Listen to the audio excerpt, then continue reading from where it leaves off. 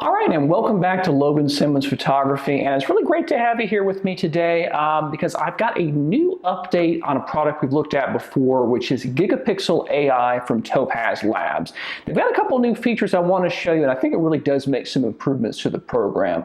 But before we get into it, make sure you subscribe to the channel, hit that subscribe button, hit the bell notification so you can be alerted when there is a new video on the channel. And after you watch it here, if you do like the video, help us out by hitting that like button. Works out too, so awesome.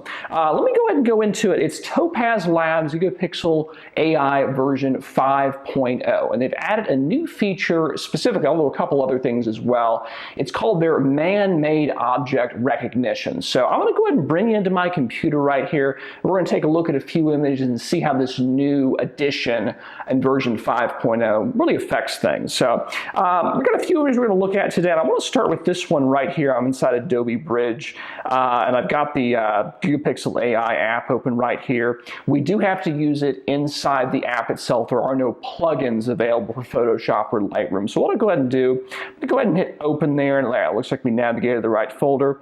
I'm going to double click this JPEG here. This is a 1200 DPI film scan from way back when. And we're going to multiply it by 6 times in their software, which will give us a little over 50 megapixels or so resolution. So going from about 1, 2 megapixels all the way to 50 is a huge difference. And if you haven't seen our review of the product before, click up there on YouTube if you're on YouTube watching this so you can see it as well. It gives you an idea because there's still a lot of good information from the old software review. So a couple of things you'll notice right away. They have this new split screen view, a different kind of layout just a little bit here, but fairly similar to the old software. And I can go ahead and drag my preview around here and look at all sorts of things. And I do have the auto update preview option on, which basically every time I move it, it's going to refresh the screen and show me what the new effect is going to be. You can see, here's the before, here's the after. For example, if we were just to enlarge that, using traditional methods, it would look, super grainy. And here's the Topaz Labs things. Now I'm going to go ahead and switch it back to image type natural. I'm going to keep it on auto detect settings for the noise and the sharpening and all that. There we go. Because I find that works out pretty well, but I really want to look at this image type here. So here we go. I'm going to go ahead and navigate over to the side. This really shows you the big difference between the old look and the new look. Here's natural, and you can see, it does say Old Town. This is Old Town, Albuquerque, New Mexico. And you can see it did bring out Old Town, although this down here, I think it says arts and crafts, but it's pretty garbled. And to be fair, this is not super high resolution, so it's really guessing. It's having to create new pixels that weren't there before. So I'm going to go ahead and click Man-Made. Let's see what the difference looks like here. You can see right away, it really made it pop out right there. Now, it didn't do a whole lot to make this a little bit more legible, those smaller letters, but if you're printing this, that's kind of what we're talking about. From a normal viewing distance, you probably couldn't read the letters anyway. Let me go ahead and navigate over to the wall as well so you can see the effect there. Let's see, so there's the man-made. You can see kind of texture on the wall, and natural is going to be a little bit more subdued, although still not too bad. So I'm going to go ahead and do man-made, and I'm going to bring it into Photoshop and kind of show you what we could do with the image at this resolution. I'm going to go ahead and hit save, and I'm going to save it out as a JPEG just to do things, but you can also do a TIFF, PNG, what have you there. I'm just going to say save to the source. I'll do this in real time here. Well, we might skip it, but I just want to show you kind of how long it takes. You do see down here there is a progress bar if it's not cut off there on your screen, and it typically takes about a minute or so. So you can see kind of how fast we're going there now, 8–10%. So we'll go ahead and give it a minute here, see how long it takes, and I'll join you just in a second or so we can see what we can do with the image.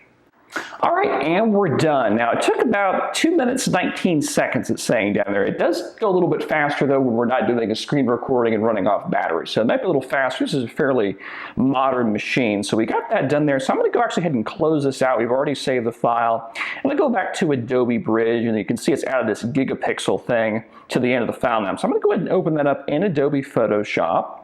And let's go ahead and zoom into 100%. This is like 6,000 by 10,000 pixels thereabouts. So pretty big as far as enlargement. You can see it's fairly sharp. Now, might there be a little bit of artifacting? Sure, maybe it looks a little bit unrealistic around the letters. But again, it's really not too bad at all. So I'm going to go ahead and go up to image size so we can take a look here. And that's 22 by 33 inches. Let's go ahead and do a quick little crop adjustment here. I'll bring it to about 13 inches wide by a little over 19. This is about the size of a entry-level inkjet wide format printer. This is the max size those printers would support, which is a pretty big size if you think about it there. And if we were to print that, hey, look, super sharp. You might even go up here and do filter. Maybe just one little sharpen there.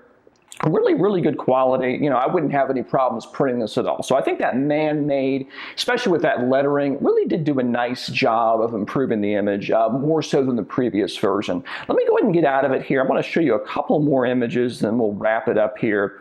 First off will be this image right here. This is when Arches National Park in Moab, Utah. Again, film scan, 1200 dpi, I believe it was slide film. Let's go ahead and open this up and see how this kind of looks here. So let's go ahead and open up that TIFF file there. Again, it's defaulting to 6x right there. And that's the man-made option there on the rock, or I could do natural. And you can see there in the preview, definitely less detail there. I think it's worth looking at actually what man-made actually means as well, because obviously this rock is not man-made, but it is showing some improvement. And what it says there, there's a little question mark you can hit, determines how the AI will attempt to enhance the detail in the image. Natural does better with nature shots and portraits. Man-made does a better job with strong, clear outlines and edges, such as cityscapes and typography. Now, this obviously is nature, but there's a lot of texture, and I guess that's what they're saying. It really does help out quite a bit. Now, I've actually already rendered this particular image out, so I'm going to go ahead and get out of that one, and we'll go back to Bridge. Let's go ahead and open this one up in Adobe Photoshop as well. We'll zoom into 100%, and maybe a little bit more artifacting than before. This is a different film. That's one thing to mention, is slide film. But again, it'd be fairly, decent sized print. I think it'll be fine. There's even a little man back there. I couldn't even really see that before. We could even see, I think he's got some blue jeans and a red shirt. So it even pulled that out of the background there. So let's do the same thing, 13 by 19 and take a look how that might look. Go ahead and hit OK. And again, here's 100%. If we were to print this 13 by 19, especially at a normal viewing distance, I don't think there'd be any problem here with this image. Again, very nice. But let's take a look at some issues using man-made. There are some images where it does not work, and you do want to go back to the old natural look. And by that, I'm going to go ahead and take a look at this image right here, again in Arches, but kind of some different detail. It's more sand and sky and stuff like that. So let's go ahead and close that. Actually, I guess we already closed it out. We'll go ahead and open up this image now. Again, it's going to default to the 6x option there.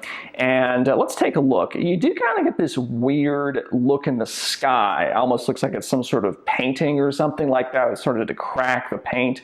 Now, I will mention the preview is not always 100% accurate. I didn't actually find that it generates images like this, but I have seen some weird things happen in some images where it will start to really sharpen the sky. It'll be really super grainy, and the rest of the image won't be that way. So just play around with it. There is no masking option in Gigapixel at this point where you can turn it off in some areas and others. Some of the Topaz products have added that. Gigapixel's not one of them. I don't know if they will. That's just something to be aware of.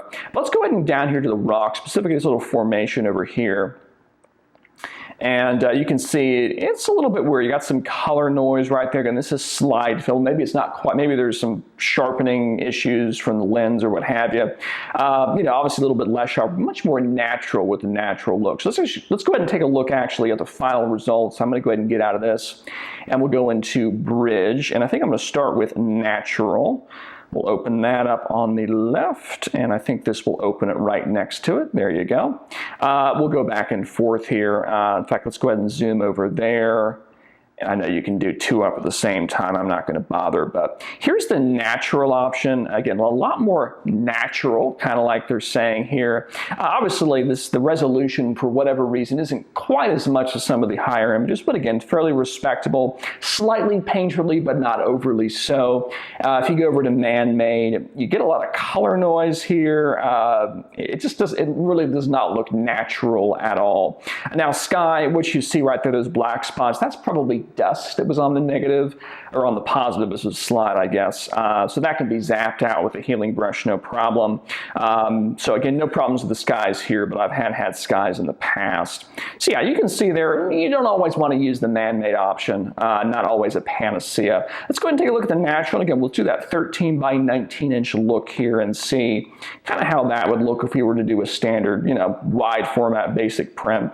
It wouldn't look quite as good as the other ones, but again, from a normal viewing distance, I think it would look quite fine. More than enough for web use, especially even on Retina displays. I think it would work just fine, no issues whatsoever. So that is my little review of version 5.0 of Gigapixel AI from Topaz Labs. I do believe it is a free update if you have the version 4. I'm not sure about previous versions, but I know definitely the last version is a free update. Give it a try. There's a link down there below. It is an affiliate link, so if you do happen to make a purchase, we will get a small little commission, which helps out the channel. But go ahead and check it out. There's no catches or anything like that. You get a free 30-day trial even before you decide to purchase. So give it a try. Let me know down in the comments what you think. Do you like this product, or some other image enlargement options that you like to use? What do you think? So let us know. And again, make sure you're subscribed to the channel. Helps us out a lot. And if you did like the video, hey, hit that like button. Shows that you like it. Helps out the algorithm. Helps everybody. Awesome. So thanks for watching Logan Simmons Photography, and you have a great one. Bye-bye.